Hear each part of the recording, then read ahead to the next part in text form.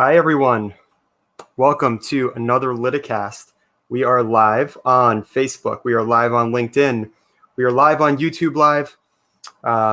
Here with our guest today, Mike Whelan. I did say that correctly this time, right, Mike? Indeed. Thank you, everybody, for joining us. Mike, thank you very much for joining us. We're going to talk about a lot of different things today. Maybe even the football stadium behind you. Is that Texas? That is Texas. We had purchased these pictures when I had my law partnership, and when the partnership dissolved, basically all we had to split were pictures of Texas-related things, and so I took the football stadium. You're still in Texas today? No, we moved to Kansas City. That's actually part of the story that's in the book, but yeah, we ended up in Kansas City. All right. Well, we are being watched by people all over the world. So you are in Kansas City. I'm in Orlando, Florida. Those of you who are watching at home, I could say that because I'm very confident that everybody is currently at home. Please say hello in the comments. Let us know where you're watching us from, what companies you're with, and what's going on in your world today. We'll be trying to answer any questions that you may have for Mike throughout the session. Mike is the author of a book. You mentioned it briefly, Lawyer Forward, Finding Your Place in the Future of Law. Mike, you want to tell us a little bit about your background, a little bit about the book? Sure. So my background pre-law was in logistics, supply chain management, transportation, and I had this whole struggle with, I need to go back to, I had this identity as sort of a teacher and a writer, and so I wanted to get back to school. We got pregnant with our second, and so we just went to school, whether we had a plan or not. And that's sort of the theme, right? Is this, I just do things and I try to do the next thing and don't really have much of a plan. And really the book is, the big idea in the book is about applying these supply chain principles to law practice. And basically the argument is the way that we practice law is the most disconnected possible option. And it makes no sense in a highly connected economy with abundance. It doesn't make any sense the way we practice. And so the big idea portion of it is, here's why we practice the way we do. Here's some history. And then here's some new ways to think about it, bringing in this other perspective, this other heuristic.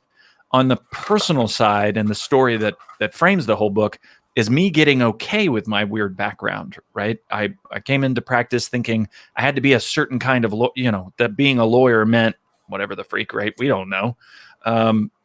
But we saw Law and Order or whatever, and we thought you're supposed to behave a certain way and practice a certain way. And we sort of were being handed, it was all handed to us from law school and the practice. And so really the book is about me in the end, systematizing self-acceptance, me saying that letting my freak flag fly was not a bad thing. It's actually great for the industry. And my encouragement to all who are in this industry is to do their thing and figure out how to do that well, the method of that thing, and then connect with other people so that we still get the good that the clients need through that connection. So yeah, it's about specializing and collaborating, and also Mike's total lack of life plan. Those two things, those are the threads. A couple days ago, when we were preparing for this, you had confirmed what I had thought, which is that the book was planned and written entirely before the events that are going on in our world today. Sure. Very timely, right? One of the things that you had mentioned is that your book is really about what the next thing is. Right. So tell us a little bit about that. Yeah. And there's this thing with prognosticators, people who try to guess at what's going to happen in the future. If you ask any prognosticator, how does this event like COVID, what is going to change in the future? They will all say, oh, that thing I already thought before. I'm a genius and it's all going to play out. So I don't want to be that guy. I don't know, really what the future, I mean, come on. It's all just models and we're trying to figure it out. But I can tell you what I hope happens. And what I hope happens is that this model that I describe in the beginning of the book, which is, I refer to it as the churn, the capital C churn, it it's this idea that we're only as good as our next hour and our next client. It's very cash flow focused, and law practice is a very cash flow driven business. The model that we use it, and particularly in partnerships where you have to pay your dividends out at the end of the year, and you're working on lines of credit for the first 2-3 months of the year and trying to get caught up. It's a very cash flow driven model, and it puts people like us in this situation where we're locked into chairs. We're not being modern knowledge workers. We're being, hourly laborers. And so the thing that I hope happens is that this weird situation makes us all realize all of that was a fiction anyway, right? Because all of us now, we only have like I don't know about you, but I can't get more than 3 hours of good work done a day, like deep work, focused, getting things done. The truth is, we always could only do 3 hours of deep work a day, and all the rest of it, we were producing all kinds of, because humans have cognitive and emotional limits, and we just haven't built around those limits. We've only built around time, and so what I hope happens is that we start to focus on those other limits and maximizing those other resources of cognitive and emotional abilities, and that we'll connect with each other, that we'll stop being so disaggregated, so on our own, just living in the churn. I don't know if it'll happen, but all these conference calls make me feel better, right? Make me feel like we're more likely to collaborate in the future. Yeah, attorneys are really the epitome of the consultative laborer, right? But as you said it, we're still billing by the hour for the most part, right? Other consultative industries in the technology space, we've seen it happen where they're moving towards this value-based pricing. Sure. Attorneys have started to begin with a fixed price model. I recently got my will done, right? And I said, how much is it going to cost? Approximately how many hours do you think? And his response was, oh, we don't do it like that anymore. It's going to be $1,500. We'll come up with the scope, and that's what I'll complete. Well, I mean, I will say it's easy to beat up on the billable hour. There's all kinds of weird incentives to defend the billable hour. It's a really good pricing mechanism for agile project management, which is a nerdy sentence, but agile basically means I'm going in not with a particular plan and a particular path. I'm going to respond to your needs as we go. And for those kinds of engagements, which you could definitely argue that a litigation is that, right? That a case is not a very clear plan. It's not very productized. We're trying to respond to the changes. And hourly billing is a nice, adaptive, agile pricing method. The issue is that we're doing agile pricing, but not agile costs, meaning we're going to the client and we're saying, we'll adapt to the craziness of your life, of what's going on in your situation, but my business is all fixed costs. It's all very expensive to run. It's humans in a basement, and it just, there's sort of a disconnect, and it starts to drive these weird incentives, which have been written about a lot, with the way we treat workers, the way we treat people in the office. We start to not value new knowledge creation. I recently wrote a piece for a company called Law Insider. That's what all these Post-it notes are all behind me. It was me working on this piece about this issue. And, these lawyers are not, when we think of knowledge management in law, we're not doing new knowledge creation. We're talking about looking backwards and doing knowledge preservation, knowing what we already know. And clients are at this place where that's just not, that sometimes that's what they want. Sometimes they want known knowns. Sometimes they want you to be quick with known knowns. But really, they also want us to do the work of expertise, of creating new knowledge. And the hourly model just is not really set up for that. I was talking to one knowledge management person at a big firm and asked, I've never worked in a big firm. Do you guys do the thing on Law and Order where you all sit around in a room and put Post-it notes all over the wall and talk about one case at a time and you're really working for the client? And he said to me, lawyers would never do that. I said, why? He said, because they wouldn't want somebody else to steal their ideas, which, if you're a knowledge firm, is like crazy, right? That's disastrous because that's what you're selling, is that ability to create new knowledge that's responsive to the client's needs. And so it's, we have this weird mix where we're doing knowledge as a service. And I think for too long, we've really focused on this service not because we deliver good service, but because we've monetized through services, but then we go act like we're experts. And so we bill like we're experts, and we try to control time like we're experts. And that that melting of those two disciplines, because they're very separate, you cannot do reading and writing and deep scholarly work as an expert and answer your text messages. You just can't do it, right? You can't have those interruptions. And so I think a big problem for lawyers is we've been forced in this model where we're supposed to be both, and it's just impossible. Yep. Yeah. There's a problem with mutual alignment, right, between client and attorney. Right. The attorney is billing hourly. The client, the more you bill, the more the client pays. Is that really the best thing for the client, or is it really about the outcome? Well, and that's outcomes? This is why you see this focus on efficiency, which is a little bit of honestly, it's a little bit of a false flag. I was listening to a marketplace report, and they were talking about Kurt Vonnegut's idea of a secretary of the future, somebody who's looking at the big picture. And one of these, he's called the chief sustainability officer in this company. One of these guys said, companies all go through 3 phases, and industries go through 3 phases. And it is compliance, then efficiency, then innovation. Compliance meaning you're just doing best practices. You're just figuring out how to survive in this marketplace, and you're doing what's known. But then you get to this point where you're like, okay, I'm following the rules. Now let's see if we can improve it and do it a lot better. And then you get to this point of innovation where, you're trying to figure out new ways to do things. You're getting to the core value and trying to fill that. The issue in law is, you see, law is in the compliance phase, the practitioners. Legal technology is in this efficiency phase. They're really obsessed with just doing the wrong things faster, frankly. And then nobody's clients are in the innovation phase, right?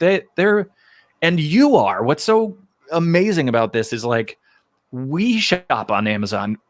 We think it's so weird when our clients have these expectations that are informed by Amazon and Netflix and whatever. And we use it, right? Like, we pull up our phone and look for information on Google. We don't flip to the second page. Like, we all have these same habits. And I think it's really important for lawyers to realize that we're like 2 phases. We're like 2 generations behind in terms of service models. And so anyway, the book is about rethinking some of that. Yep. No, it's a very, very interesting perspective. It really is about being where your client is and communicating with the client the way the client expects to be communicated, right? We are being led by the great consumer giants of this world, the Netflixes and the Amazon. You're entirely right. And that is shaping our expectations in our personal life, and therefore shaping our expectations in our professional life. Yeah. Well, I will say it is confusing. It is difficult because client expectations are so all over the place, right? Especially if you're consumer level, most of those clients are inexperienced legal buyers. They don't know what they're doing, and so they're imposing expectations that are some Law and Order and some Amazon, and they expect both fast responsiveness and deep expertise. And the issue is, if you tell one person, if you turn to the associate lawyer and tell them to be both. I remember I was talking about this, and a lawyer who was at a large firm said, my boss always tells me to answer my emails within 5 minutes. And so I can't block time, and I can't do deep focused work. I've got to have my email alerts on all the time. And I told him, you need to quit. Like, you just can't. You cannot expect somebody to do high quality, deep work and be available all the time. And so really in the book, because I come mostly from the solo perspective, but also because we're all sort of solo by the business model. Even if you're in a big firm, it's mostly a cost sharing model, especially once you get to a partnership position. But B, I think we're going to have a lot more solos very soon. And this has been predicted by others for a while, that there'd be consolidation at the top. A lot of mids are going to run out of cash, and there's going to be consolidation. And then there's going to be a flood of these solos. And the question is what to do with them. Because if what they do is they go out on the market and they start taking divorces, that's a shit. There's not that much demand, frankly. There's not enough demand to facilitate that many true solos. But if what they do is figure out ways to network so that all those small firms together become a big firm in terms of resources.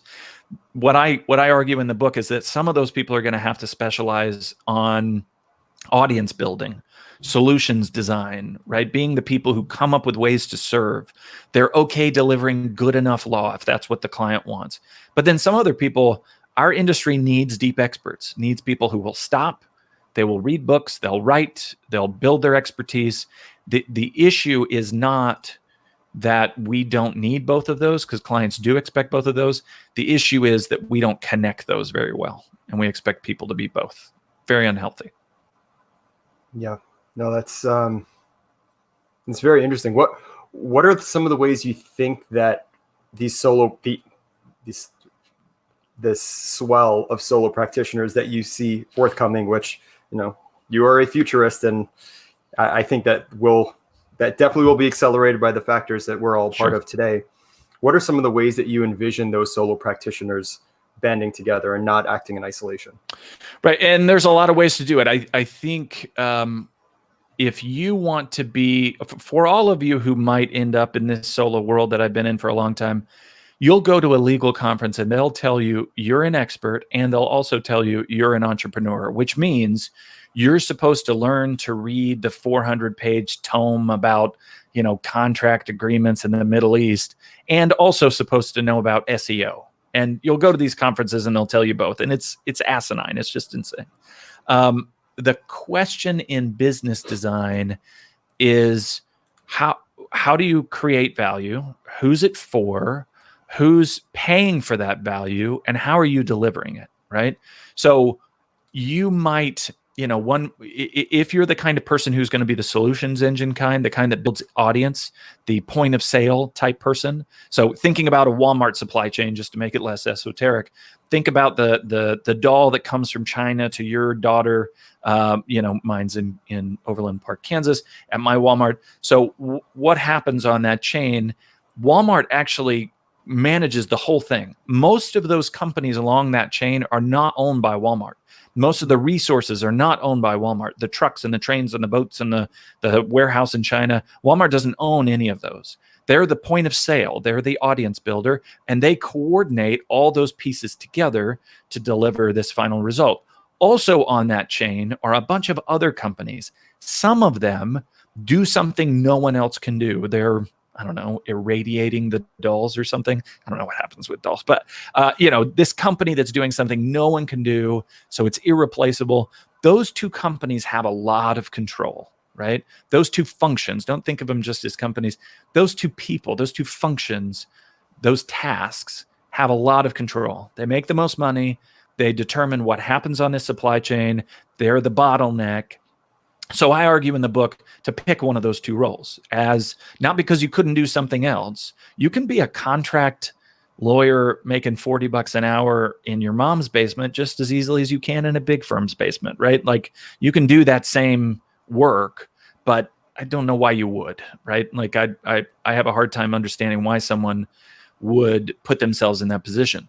But that means whichever one of those, if you pick one of those very hard things, the reason they're irreplaceable and therefore have the most control is because nobody else wants to do the freaking work, right? Like, it's really hard to do. So you've got to figure out what the method is of that audience building entrepreneur versus what the method is of this deep expert. And they're very different. And I don't want to keep rambling on, but I can talk about the different methods if that's helpful. No, this is good. It's very, very interesting. But let's pause for a second on this. I want to make sure our audience knows, again, who we're talking to, what some of the things are that you've done. For those of you who are just joining us, Sure. We're with Mike Whelan, author of Lawyer Forward, Finding Your Place in the Future of Law. Mike is a legal technologist, a legal futurist, also hosting a conference next week, correct? That's Can you right. tell us a little bit about that? Sure. Yeah, we're doing a virtual conference. I hosted the Lawyer Forward conference in Austin for 5 years. And then we shut down the live event when I moved to Kansas City, and people just started asking for it to come back in a virtual way, which was easier for me to do. What I'm trying to focus on is not this quick, get online, be compliant, do whatever you're ethically required to do to move your documents in the cloud. all these things that really firms should have done, 5 years ago. We're all having to do it really fast. There's a lot of content out about that. I'm not trying to fill that gap because it already exists. What I wanted to talk about was the next thing. How do we restructure business models? How do we do product design, pricing strategies? So it's really getting to the next thing. I was reading a report from Deloitte, which is really interesting, that's imagining 4 scenarios based on basically how do governments respond and how long does the disease last.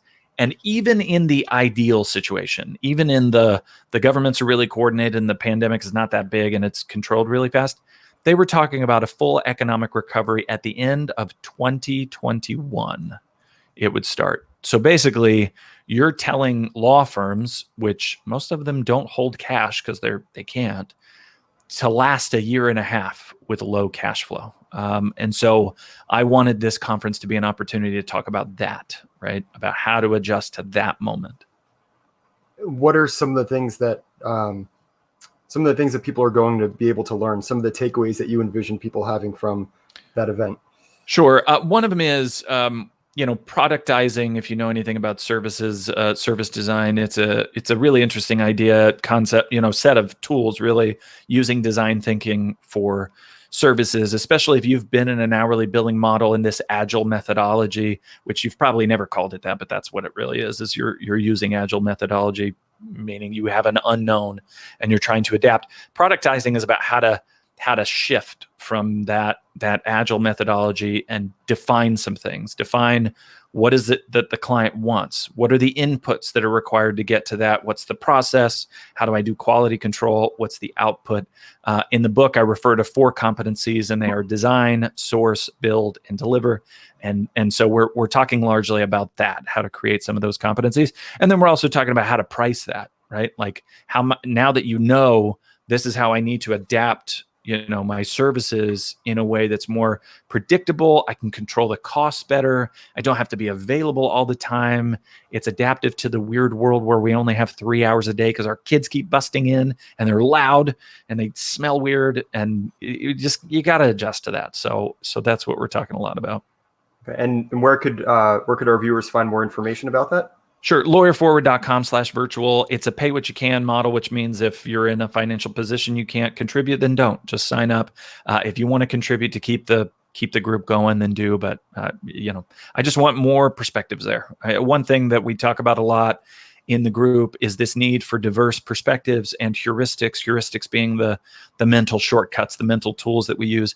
And we tend to get locked in to the ones we have. This is especially true in law because we're in these little silos of one, right? We don't share generational knowledge very well. We're afraid lawyers, are going to steal stuff from us or whatever. But yeah, I think it's important that we pool this knowledge as much as we can. Great. Again, those of you watching, please feel free to post your comments, your questions for Mike on whatever platform you're watching us on. If you're on Facebook, we are also on LinkedIn Live. We're also on YouTube Live. You can also catch all of our live broadcasts on litify.com, where we'll be archiving all of our past broadcasts as well. We do have a question from the audience. We hear so much about AI and predictive intelligence and its possible use cases in law. Legal work can be incredibly personal and unique. How do these two things intersect? That's a really good question. I have sort of an unconventional answer to this. Again, if you take that we love things in threes, like our brains just love the divine trinity of ideas. So remember the idea that you're doing compliance and then efficiency and then innovation. Most companies, most firms are looking at these AI and predictive intelligence things and machine learning tools as the middle, as ways to get efficient, right? And so the idea is that you create these different expert systems to sort of move faster, largely with what we already know. This is important work, really important work, because we spend so much time looking for known knowledge. I think one study that I cited in this piece I'm writing says that we spend roughly 90% of our time looking for known knowns. and then only 10% of our time creating new knowledge. These tools are really good at known knowns, and frankly, they're way better than us, right? I don't know about you, but when somebody comes in for a consultation, I don't practice anymore, but when I did, somebody comes into me for consultation or ideas or whatever, I'm going through the pattern, if you can call it that, of like 3 cases that I have in my mind, right? Like I did this case 10 years ago, and my buddy Johnny had a case last week, and this is what happened. And if this judge eats a burrito at 7 a.m, your case is going to change in this way. The problem, obviously, with all that is trying to find patterns in a really limited data set it's just not very helpful. And so the way I see these tools, if David Baker defines expertise as finding patterns and then pulling insights from them, these tools are really great at finding patterns. They are not good at coming up with insights. And that's where you come in, right? Honestly, the other piece to this, to me, and again, lawyers don't like this answer, is defining what lawyers do. What is it to lawyer, right? Historically, it was, we've got capital K knowledge. We broke it into human brain-sized chunks, and we said, lawyer, here's yours. And we'll hire you because you know something I don't know. Well, that's asinine now, because none of our brains can hold what the network can hold, right? The network is way smarter than any of us. And so we really can't charge for capital K knowledge anymore. It's almost like, I think what we do now, or at least what we will do, is more like change management. It's more like decision science, right? Helping our clients make the best decisions with the information that they have. So in that sense, those tools, those AI and predictive intelligence tools, machine learning tools, are not necessarily a threat to that. They are an amplification, but they are definitely a threat to the billable hour, right? If your model is inefficiency, if it's built on inefficiency, which Agile in a lot of ways is, if that's your model, then these tools that really drive efficiency are a threat. The hope is we get to the next stage, which is innovation. That requires pulling more insights from the patterns that these tools find. Yep. So a couple of things stood out from what you just said there. Just from things that I've experienced. I think there's the known knowns, right? Things we all know about. There's the known unknowns, things that we know exist, but we don't know the answer. And then there's the unknown unknowns, right? The big question marks that we just don't know about. So potentially some of this technology can help surface not only the known unknowns and the known knowns, but potentially the unknown unknowns, right? Identifying the patterns that we didn't even know patterns would exist. Well, and listen, all of those functions are things that people expect of their lawyer. Tony Lupino at UMKC did a report to the Kauffman Foundation, which is they target supporting entrepreneurialism. And the report was, how well do law schools train future lawyers to advise entrepreneurs? And in this piece, he identified 3 kinds of lawyers. There's the no lawyer, the ones who just say no to everything, right? We know we don't like those people. The solutions lawyer, which is this middle function. Law school is great at teaching the solutions lawyer. You want to do this thing, you don't see a path to it. Let me figure out a path to it. And the third he refers to as the true counselor. The true counselor sees the big picture. They see systems. They're systems thinkers, right? They understand the client's goals and aims and can go to a client in this consultative way. What's interesting about that is that's the work that we've lost largely as law firms. There used to be law-like work, and it's all gone to consultancies. And you see, like in the UK, PwC, the Big Four accounting firm, they took, so if you've got 10 tasks and 2 of them are law, right? And 8 of them are law-like, what these companies have found is it's easier to move those 8 law-like tasks over to the consultancy or the Big Four firm. And then, well, once they have all of that, the company's like, well, PwC, can you guys just do these contract things and stuff that we don't want to hire a law firm to do? You know our whole background. And PwC is like, sure. So PwC has lawyers right now in the UK where it's allowed for them to do this, who are just taking that last chunk of work. So for us, it's interesting. We need to learn those true counselor skills. We need to get some of that work back. That's the real threat to us. But also, sometimes we need to give a solution, and sometimes we need to say no. So all of these competencies are required for us to get the work that we're trying to get. Right. It's almost redefining what does an attorney actually do. Right. Right. I was talking to our CEO Reuven a few months ago, and he had said I think he was talking to his daughter. I don't want to get the story wrong, Reuven, if you are watching, but he said his daughter said, "What do attorneys actually do?" Right, and he sat for a second and really had to think about, like, well, how do you explain this to a child? And he said, well, attorneys really do just a few things. They help write the rules. They help enforce the rules. They help interpret the rules, and they help change the rules. Right. And it seems like, with the various evolutions that are going on, the interpret part, the art of lawyering, is becoming more and more important as the more mechanized pieces in technology and efficiency driving and chasing after the dollar kind of pinch the other areas of law and return lawyering back to the craft. Right. Well, this is a big deal. Like, this is not theoretical. This is a big problem right now. Trying to figure out what is the value that we offer. I was reading a piece that I think it was called "We're All Consultants Now," if I recall. And he was making the argument that because if you tell transactional lawyers, which is who he was talking about, if you tell transactional lawyers that what they do is they offer the big picture in the training, and they do risk evaluation essentially for their clients, then you're putting them at risk because they're easily replaced by a consultant, right? This is the argument in that piece. Interestingly, there's another piece called "The End of Law Schools," which is a very clickbaity title, but it's a very good article that talks about the opposite threat, which is that over time, because the world got complex on us, lawyers got more and more specialized. So we got so niched down that once you're an ERISA lawyer, right, you are in a totally different way easily replaced by a consultancy, because now if you're so specific, I can just go get an ERISA consultant, right? And as long as they're not doing law-specific tasks, they're only doing law-like tasks, we're highly replaceable. This question of what is unique about us and what we uniquely offer is a big deal that a lot of firms are trying to figure out.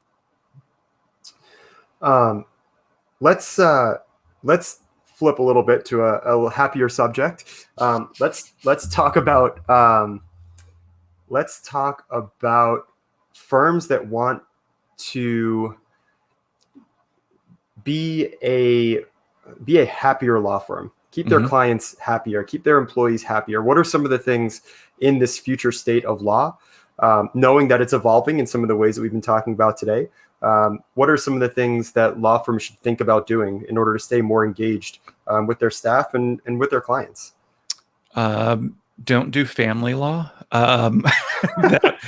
It's funny because when I was in law school, one of my mentors told me, don't ever do an area of law where someone will cry in your office. So naturally, right, as soon as I got out of law school, I was doing family law. There was a lot of tears in my office. So you should help families if you can, but it's not very good for your mental well-being. I can get cliche and say that you've got to do some design thinking stuff, some human-centered design, which is sort of a broader kind of design. And that's a nerdy distinction that linguistically doesn't really matter. But fundamentally, you've got to create for creativity. You've got to build a firm for creativity. There's a big trend right now towards systemization, right? To turning lawyers into these easily duplicated systems. The one threat of that is that makes you easily replaceable, right? If you the stuff that you can train once and then do over and over again, which is sort of what law school was, right? Like historically, you go to law school and at the end, you sort of just do the same thing over and over again. That's risky because that stuff can be sent over to tools, but it's also really risky to the person doing the work. There's really interesting research that I cited in the book about London cab drivers. This comes from the book Peak by Anders Ericsson. And the studies basically showed that London is a mess, right? In terms of driving around, it's all these old back way. It's really hard to GPS. So these cabbies take something called the knowledge, the capital K knowledge, the knowledge of London transportation systems or something like that. And it's a really hard test. And so what they have to do is very creatively, if a tourist jumps in and says, I want to get from here to this rando landmark on the other side of the city, these cab drivers have to be really creative. And they found that the brains, the amygdala of these drivers actually grew, right? Which taught brain scientists a lot about brain elasticity in adults. We didn't think adults had that kind of brain elasticity until that point. Really important that when you're doing creative work, your brain grows. They did the same study on London bus drivers who are doing fundamentally the same activity, driving people around, but the London bus drivers followed the same route every day. And the same study found that their brains actually shrank, right? That even though they're doing the same work, because it wasn't creative work, it was shrinking their brains. If you want happy lawyers, if you want a firm with happy lawyers, you have to find ways for creativity to take place.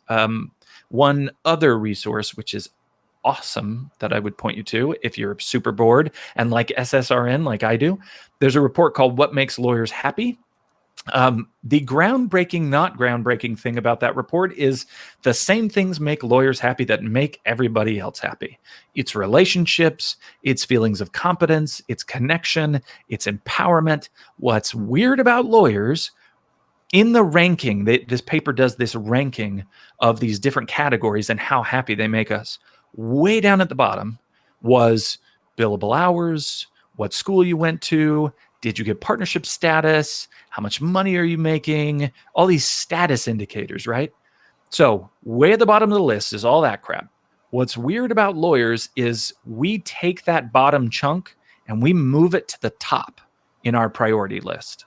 So even though this has no change on what actually makes us happy, we've just totally shifted what we're paying attention to. So if you want lawyers to be happy, allow them to be creative, teach them to be empowered, show them competence, give them the method of if they're trying to be an expert, give them the method of expertise, let them do it. Stop having them answer emails every 5 minutes. Nobody needs to talk to you that bad.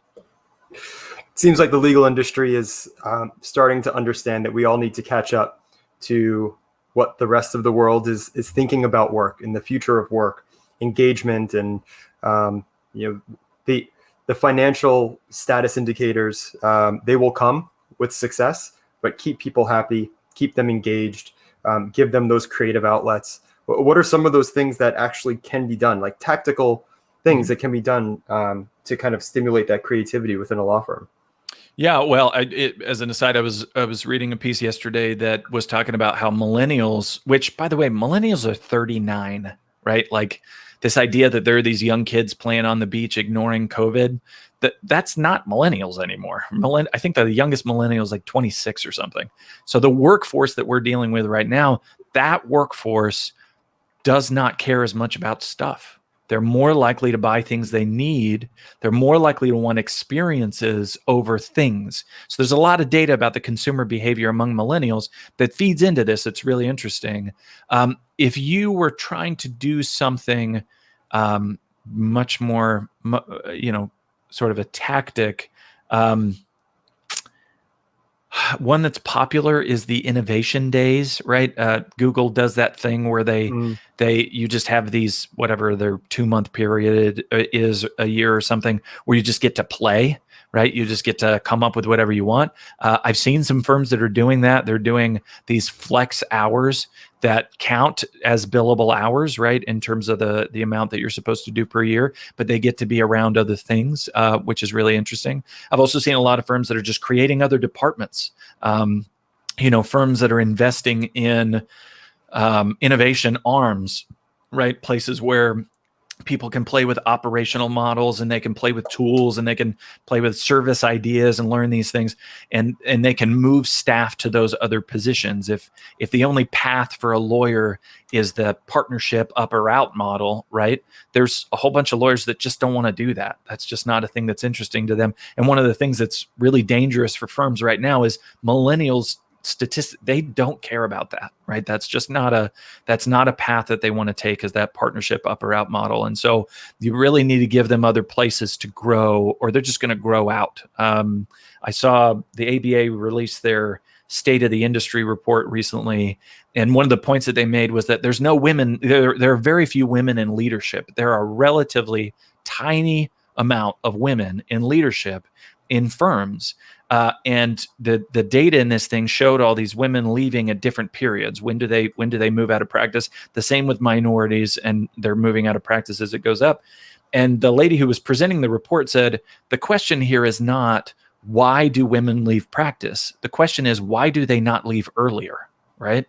Because if you give people only one path, one structure, and their priorities don't match up with that, then they're going to leave. They're just going to leave. So find ways to create new places to play, I would say. And there's all kinds of, there are a lot of firms doing this. The 650 thing that's going on at BYU, I can't remember the firm that's in charge of that. And then also Maya Markovich, who's at Hastings. Those are two firms that are putting an innovation department on site at a law school. And so there's sort of a bridge between, you know, the education side and the firm side, and they get to play. And you really need to give people places to play. So taking the lead from the technology companies of the world, right? Lawyering, it's a business at the end of the day, right? Yeah, and you're going to get people mad at me by saying things like that. But I mean, all of businesses is a collection of people. There's a really good book called Counterproductive by Melissa Gregg, and she talks about we've replaced the surety of hours, the ability of the laborer to look up at a clock and say, my value exists until 5 p.m. and at that time it's done. We've replaced that with this anxiety of careers, right? Now we've got this career planning thing in a context where time doesn't really matter, right? Time doesn't create value for anybody, but now we're all really anxious about how to prove our value to somebody. And that's a really good book that talks about, it's different than what you think it is, right? If you've got staff, if you've got people, associates that you're trying to support, go read that What Makes a Lawyers Happy study and figure out how to build a firm. Not just let's have our regular firm and let's do some work-life balance initiatives where you're doing some meditation. If the work sucks for the vast majority of the week, and then you do some mindfulness at the end of the week, I'm sorry, that's not going to meet the demand. You're not building for people's good. You're doing a press release, right? Stop doing press releases and make some real change. Where have you seen new roles pop up in this new lawyering economy within law firms that maybe didn't exist in the past? Really interesting question, because we're not very good at it. I went to a conference at Emory in Atlanta, and afterwards a bunch of stakeholders in legal education got together to talk about this thing of, how do we train for different roles? How do employers facilitate these other roles? How do people who are looking for a job look for these roles? And the take-home message was, we have not done this very well. It's really difficult for law students to know what classes to take to develop these other kinds of skills. And then for the hiring firms, I remember I had the experience in that room of a guy who is on the hiring committee or what department of this law firm. And he said to the room, after we talked about all these alternative paths that we need to create, he said to the room, it's clients that are driving this. He said the clients still want the top grades from the top schools, and that's all they care about. And I said to him, okay, but your threat right now is not other firms, it's consultancies taking all these law-like tasks, right? And he said, yeah. And I said, am I right that it's roughly like 80% of tasks you used to have are now going over to these consultancies. And he said, sure, that sounds about right. I said, so then you're doing what the clients asked for, but not really what they want. What they want is people who have developed these alternative skills. And he said, yeah, and we're going to have to think about that. I will say there are programs, the IFLIP program, the Institute for the Future of Law Practice. They are trying to prepare people for these roles that frankly just don't exist yet. But Bill Henderson there is a great person to contact. If you're a firm trying to just define what these roles are, you want to create a job listing, what the heck do you put in there? Bill Henderson is a great contact for that. Richard Suskind has obviously written quite a bit about what these future roles are. He's got a list in Tomorrow's Lawyers, I think, of different functions. His books, I love Richard. The books are very similar one to the other, so it's hard for me to remember which one's which, but I think it was Tomorrow's Lawyers that's got that list. And so check that out. But yeah, the short answer is we don't know. We just have not done a good job of we're early days in trying to define these roles. What the good news about that, as an aside, is you can go create it yourself, right? If you're a lawyer and you're at a firm, or you're a law student trying to figure out what to do next, guess what? Nobody else knows any better than you do. Just go do something awesome. They'll find a place for you. My favorite example is my friend Casey Flaherty, who's at Baker now. He was at a firm as a youngster, and he knew how to use Excel. And so everybody at the firm was like, he's a tech god. And Casey's like, I know how to use Excel. And then Casey went on this weird path where he was creating a test for competence for all these people. And it's turned into, he's very high up in the legal operations department now of Baker McKenzie, which is a major firm, a path that he would never have guessed. He created his role through his work, which is, I would advise you to do. Follow the thing. Don't look for a job, right? Follow the thing that you're super interested into. The job will find you. Completely agree. We have another question from our audience, from James.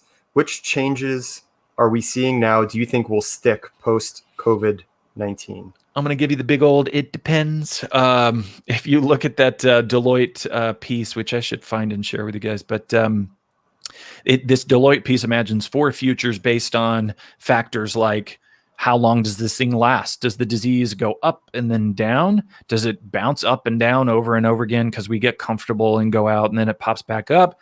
Does it have a second peak that's really high? Is it unevenly distributed? Do China and the East get rid of it faster than the West does, which I think is highly likely? So it's taking all these factors. How long is the economic repercussions, which is largely about public sentiment?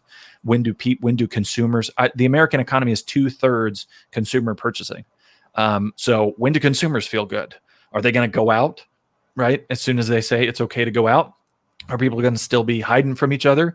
Do we have so much toilet paper in our houses that we won't have to leave until 2024? Send it to me, because seriously, I need to get another package. We need it desperately. Those weirdos that have, like, seriously 2024 worth of toilet paper, will they ever leave their houses again? So, too close to home, Mike. Right. All that said, I think what's going to be true is that consumers have changed. My wife gets these Thai teas from a place called Kung Fu Tea. They've had an app for a long time that you can order your tea on. We've just never used it. We go into this tiny room and we wait for our tea. She's now had to use the app to go pick up this tea. And she said to me yesterday, I don't think I'll ever go back. Like, why would I ever stand in that little room? I'm just going to keep pushing these buttons now. I do think that these trends toward life being digital, these big events like this, they don't tend to spark changes. They tend to speed up change that already exists. So look at the trends that already existed, I guess, is my take-home message. If people getting comfortable online was already happening, expect that to speed up. If people being connected was already happening, then expect that to speed up. If political strife was already happening, expect that to speed up, right? A lot of these trends that were there already will just go faster. What about some of the things that we were forced to change, like a light switch, right? We went from this real world interacting with people environment to now immediately everybody's isolated, everybody's remote. So in the legal industry, we've talked about this in a few of our other episodes as well, things like notaries, right? Are we finally going to see the change in notaries? Are we? Well, again, some courts, like, right, just take court, for example, it is stupid that a friend is in Chicago, and in Cook County, they do status hearings for family cases every month or something. They just show up, and everybody's got to come into court and stand in this physical place just to say, kids are okay, things are going fine. That's crazy, right? And those courts, a bunch of them are moving to these online dispute, just having online hearings, basically. That's a change. I don't think that's coming undone, right? Why would once these judges figure this out, why would they do anything other than online status hearings? The next question is, and this I think relates to how long this thing lasts. The next question is, why in the heck do we do status hearings at all, right? It's not the medium. I do think the medium change is probably permanent, but what are those other changes? When do we start looking at the fundamentals? And frankly, I don't think much is going to change there unless this lasts more than 6 months. Yeah, this has been it's been quite the tipping point for a lot of these things that have started to peak their head, but just hadn't really gained full momentum. And now you're seeing it because it's by necessity. Innovation by necessity is quite a beautiful thing. It's scary as hell, and it freaks people out. And we're doing it clumsily, and we're figuring it out as we go. And everybody's panicked, but that's the way it was going to work anyway. The only way people make changes is necessity, right? So even if we were to have done this earlier, it would have only been because of panic, really. So take that as a positive. Don't, if you've got to push your clients, right? If you've got to turn to your clients right now and say, listen, I can only answer phones on Thursdays. Like, you're at home dealing with your kids. I'm at home dealing with my kids. We've got a common language right now that we can say, I can only answer phones on Thursday. The question is, when we come out of this, will you have the courage to tell your clients, tell your boss, tell whoever, I can only answer calls on Thursday because I want to be as productive as possible and do the good work that's required for the work that we do for clients? Will we still have that common language to say, this is better for everyone if I focus in this way? That'll be interesting to see. I don't know. We're at a unique point in our history where everyone is experiencing the exact same thing across the entirety of the globe, which is helping shape those expectations and get everybody to understand that these shifts are happening and without the explanation, right? And then if they stick, you're right, the longer we stay in this environment, the more natural this will become and the expectations will shift, right? They say it takes 30 days of you doing the same thing every day for it to become routine. Right. And a lot of us have been in this environment for just about 30 days now. So we'll see how it evolves. Mike, any lasting comments or thoughts that you want to leave our audience with? Your opportunity, free form. Sure. I think these are human systems. All of this stuff that we're talking about, it's easy to get real businessy and technical about it, but they're just organizations of humans. And what I make the point at the end of the book that I didn't really talk about AI or blockchain or whatever the freak. I talked about people, about how we structure people. That is the biggest resource in law. Right now, lawyers are the most underutilized resource in the legal industry.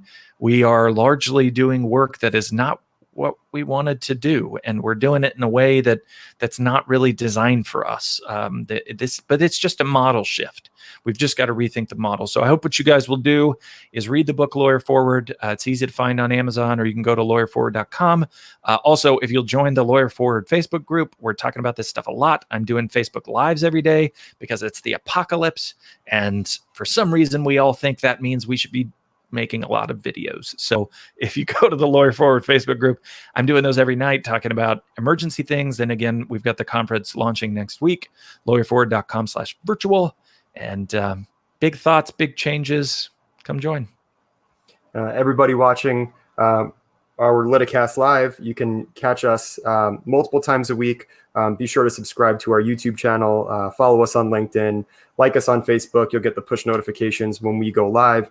Also, we just debuted it. Mike joined us in it just this week, our Slack group. It's a community for law firms, people who are into legal technology. Join us in that community. Let's all interact and talk about the things going on a real-time basis. That's innovation by necessity right there, Mike. So check out our website, litify.com. Head over to the LitiQuest section. You can see recaps of our live LitiCasts. Join our Slack group and stay up to date on all the things that we're doing at Litify. Thanks again, Mike, for joining us here. Everybody, we will see you on the next episode of LitiCast. I'm John Robinson. Take care. Thank you.